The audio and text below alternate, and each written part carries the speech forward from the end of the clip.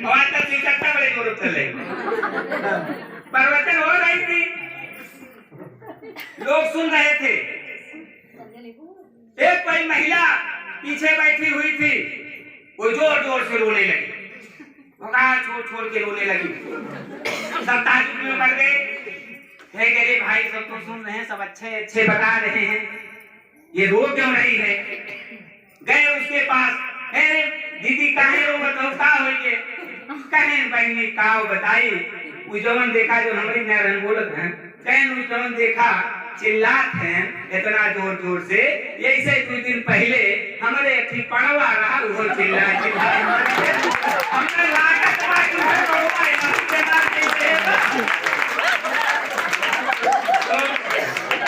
ऐसा ना हो कि हम चिल्ला रहे हो और आपको कुछ और समझ रहे हो।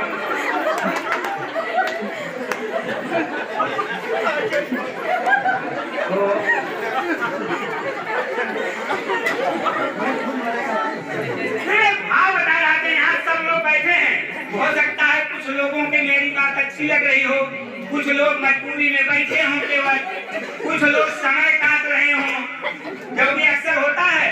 मंदिर में अगर जाइए तो अगर बढ़िया जूता चप्पल जो पहने रहता है उसको ऐसी जगह उतारता है कि ताकि वो जो मंदिर के अंदर मूर्ति के पास जाए तो तिरछी निगाह से वो चप्पल जरूर नजर आता है कि कोई उठा ले जाए। तो ये समस्या है, जब तक आप पढ़ोगे नहीं, जानोगे नहीं। आज एक चीज मेरी और नोट कर लीजिएगा, आप घर जाइएगा, माताओं बहनों से निवेदन है, जितनी देर तक आप पूजा करते हो, जितनी देर तक आप आरती करते हो, जो भी समय आप निकालते हो, मैं कहता हूँ खाना खाने के बाद 8-9 बजे बाद आप सोती होंगी, 1 घंटा सबके पास बड़ी वाली मोबाइल होगी, है कि नहीं है।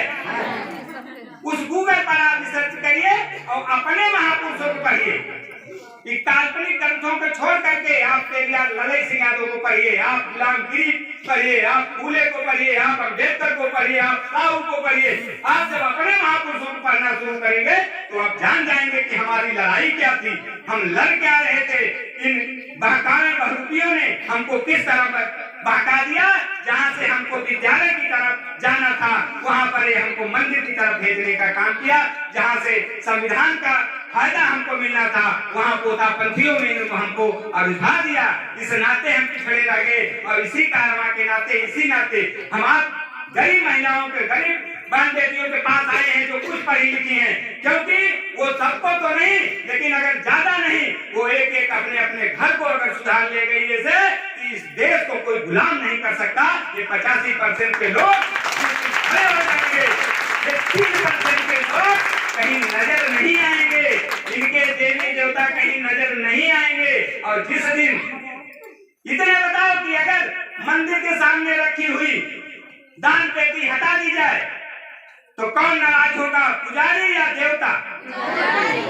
क्यों? हम तो चढ़ाते हैं देवता, हम तो देवता को चढ़ाते, पुजारी को नाराज होता है। इसका मतलब सब कुछ वही पुजारी है, देवता नाम का कोई चीज नहीं है। ऐसे नाते नहीं है कि हम आप मंदिरों में जाते हैं तो हम उस देवी देवता से जाकर के मांगते हैं, जबकि बाहर खड़ा भिखारी सीढ़ियों पर पड़ा रहता है, वो हमसे आपसे मांगता है, क्योंकि वो हमसे आपसे ज्यादा बुद्धिमान है। वो जानता है कि देने वाला ये है, वो अंदर बैठा वो नहीं देता है। ये मूर्ख है जो एक दिन मांगने आते हैं, मैं तो रोज मांगता हूँ, अगर वो देता तो मैं इनसे मांग लेता।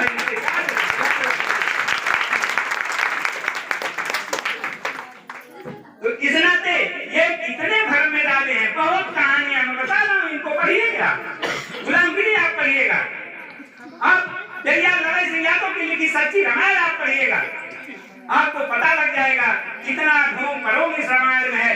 कोई भी सब काल्पनिक है, कोई भी सही नहीं है। अब किसी को अगर यहाँ इस बहनों में भी अगर किसी को ये लगता हो कि फला देवी देवता सही है, सही ढंग से पैदा हुए हैं, तो हाथ उठा करके मुझसे सवाल कर ले, मैं बता दूंगा किस ढंग से वो पैदा हुए।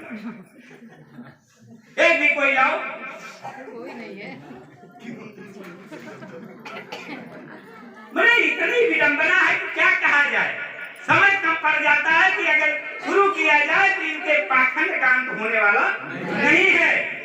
ये जीते हुए भी खाते हैं, जिस दिन पैदा होंगे उस दिन मरने पर भी खाते हैं। मर के चले गए, उसके बाद साल दर साल ये बताएंगे कि आपके पुरखा आते हैं, आप जो जो यहाँ खाओगे ब्राह्मण को खिलाओगे, उनकी आत्मा शांति पाएगी। वो अभी नरक में लटके हुए हैं। आज तक चंद्रमा और अन्य ग्रहों पर लोग पहुंच गए, बीच में कोई दरबार लगा हुआ नहीं मिला, कहीं स्वर्ग और नरक का दरबार हो। लेकिन ये बताएंगे, हमको भरमाएंगे कि 4 चीजों में हमको इन्होंने उलझा के रखा, शराब, वरदान, स्वर्ग और नरक। इसी में इन लोगों ने हमको उलझा के रखा।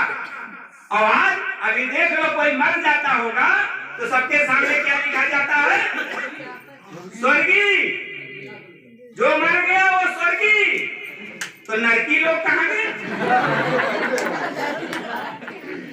जो नरक में गए उनके लिए भी कोई उच्चारण होता कि वो यहाँ से गया उसको स्वर्ग तो वहाँ जगह भी नहीं खाली होगी। तो 2-4 टिकट हम लोग कहते हैं घमान नरक के लिए बुक कर दो, आराम से तो रहेंगे, एक बात नहीं रहेगी। क्योंकि जो गया उसका स्वर्गीय लिखा गया, सब स्वर्गीय। तो इस नाते में कह रहा हूँ कि इस पाखंड को छोड़ करके अपने एक